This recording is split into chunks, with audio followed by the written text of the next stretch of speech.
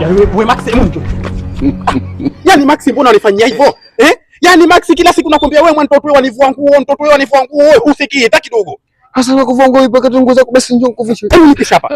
Yaani mwanifanya mpaka njute hasa. Kwani ni hasa mimi sijui nikawanshenga kwenye harusi wewe na harusi ya Mrube. Maana nakwambia hivi vitu havina akili hata kidogo. Sijui kama nyinyi mundhali wenyewe. Na hisi kama nyinyi mshushwa tu wako manyie.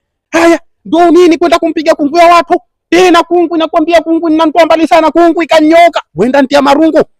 Yule kungu mroho yule. Yule mroho kweli yule ankada ya bovu yule. Mmeletwa kuku na mke wangu. Kuku afika hapa. Na mke wangu mambo kula wewe na mkeo tu. Kachukua kipapatiko, mimi kanipa kipapatiko, kanipa na mguu, kanipa na shingo, kanipa na kile kidecha hapa kile. Kile kilalia pui. Wataka niambia kwamba kungwi. Yaani huyo kungwi hasa tankupa kile pui. Kanipa pui.